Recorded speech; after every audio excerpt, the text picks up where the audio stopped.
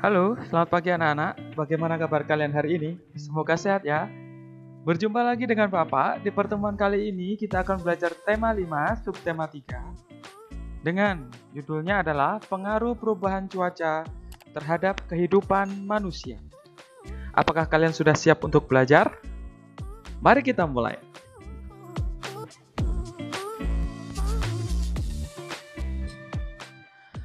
Pengaruh perubahan cuaca terhadap kehidupan manusia. Kita lihat apa saja pengaruh perubahan cuaca itu terhadap kehidupan manusia.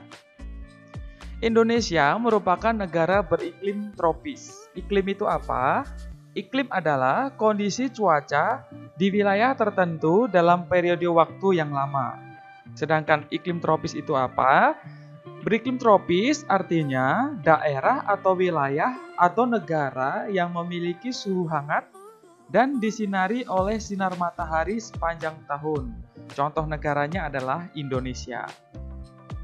Negara yang beriklim tropis biasanya terletak di garis ekuator atau garis khatulistiwa atau disebut juga dengan garis tengah bumi, ya. Perlu anak-anak ketahui, Indonesia juga dilewati oleh garis khatulistiwa. Letaknya di mana? Nah, Indonesia merupakan negara yang dilewati oleh garis khatulistiwa, tepatnya di Pulau Kalimantan. Ini harus diingat-ingat ya, ini pengetahuan tambahan. Kita lanjutkan ke slide berikutnya. Oke, kita lihat. Apa saja sih pengaruh perubahan cuaca bagi kehidupan manusia? Kita lihat ya. Yang pertama, pengaruhnya adalah perubahan cuaca berpengaruh terhadap dunia transportasi seperti darat, laut, udara. Ada pesawat, mobil, kapal, ya itu berpengaruh terhadap transportasi tersebut. Yang kedua, perubahan cuaca berpengaruh terhadap kesehatan. Nah, misalnya cuaca ekstrim menyebabkan flu, demam, dan lain sebagainya. Yang ketiga, perubahan cuaca berpengaruh terhadap persiapan diri sebelum bepergian. Misalkan pagi ini kita akan merencanakan akan pergi ke Bandung misalnya. Tiba-tiba cuacanya menjadi hujan. Nah, kita berpikir lagi untuk pergi tersebut, ya. Apa kita akan pergi atau tidak? Kita persiapkan apa ketika mau pergi, ya. Selanjutnya, perubahan cuaca berpengaruh terhadap ketersediaan sumber daya alam. Contohnya ketersediaan sumber daya alam adalah misalkan waktunya panen, tetapi petani itu padinya terendam banjir. Akhirnya membuat sumber daya alam itu tidak jadi tersedia. Kebanyakan padinya akan busuk. Itu merupakan pengaruh perubahan cuaca bagi kehidupan manusia. Ya, ingat-ingat. Kita lanjutkan ke slide selanjutnya. Nah, kita akan masuk ke peta pikiran. Apa itu peta pikiran? Bukan seperti pikiran kita dibuat peta, seperti peta Indonesia ya, bukan. Tapi peta pikiran itu adalah, nah kita lihat dulu. Informasi dari teks dapat disajikan dengan menggunakan peta pikiran. Peta pikiran sendiri itu apa? Peta pikiran adalah jaring-jaring peta yang berisi informasi yang ada di dalam teks. Jadi intinya, ya jaring-jaring itu inti dari bacaan tersebut. Kita lihat. Kita dapat menggali informasi dari teks dengan membuat daftar pertanyaan berdasarkan teks yang kita baca. Informasi dari teks bacaan juga dapat diperoleh berdasarkan kalimat utama atau pokok pikiran atau gagasan pokok. Selanjutnya, dalam membuat daftar pertanyaan, kita dapat menggunakan 6 kata tanya. Ingat-ingat, 6 kata tanya. Dari kelas 2, kalian sudah diajari tentang 6 kata tanya ini. Apa saja? Ya, yang pertama, apa, siapa, kapan, di mana, mengapa, dan yang terakhir adalah bagaimana. Anak-anak harus tahu kegunaan dari 6 kata tanya ini untuk menyatakan tempat, waktu, ya, orang yang terlibat itu harus diingat-ingat menggunakan kata tanya apa. Di sini Bapak hanya menyinggung saja, ya. Kita lanjutkan ke slide selanjutnya. Contoh peta pikiran. Oke, kita akan masuk ke contoh peta pikiran. Nah, di sini ada surat ya. Ada surat dari Komang untuk Dayu. Nah, anak bisa baca di sini ya. Untuk sepupuku Dayu. Halo Dayu, bagaimana kabarmu dan keluarga di sana? Semoga semua dalam keadaan sehat. Aku bersama teman-teman ikut membantu korban Gunung Agung, khususnya warga di sekitar yang mulai mengungsi.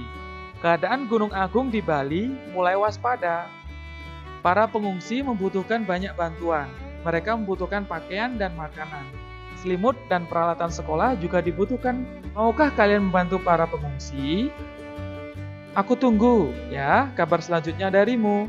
Sampaikan salamku untuk keluargamu. Sampai jumpa. Salam sayang dari sepupumu. Komang. Ini suratnya ditulis dari Denpasar 2 Agustus 2017. Kita akan buat peta pikiran dari surat dari Komang ini. Ya, kita gunakan 6 kata tanya yang sudah dijelaskan di depan tadi ya. Yang pertama, bagaimana menanggulangi peristiwa itu? Menanggulangi adalah mengatasi peristiwa itu. Kemudian, kapan dan di mana peristiwa itu terjadi? Peristiwa apa yang diceritakan dalam isi surat tersebut? Mengapa peristiwa itu terjadi? Dan kalimat tanya yang terakhir adalah siapa yang mengalami peristiwa itu? Kita akan pecahkan bersama-sama ya. Dimulai dari kata tanya yang pertama, bagaimana menanggulangi peristiwa itu? Ya, dengan cara memberikan bantuan kepada para pengungsi. Selanjutnya, kapan dan di mana peristiwa itu terjadi? Sekitar bulan Juli atau Agustus 2017 di Bali. Ya, karena suratnya ini ditulis tanggal 2 Agustus.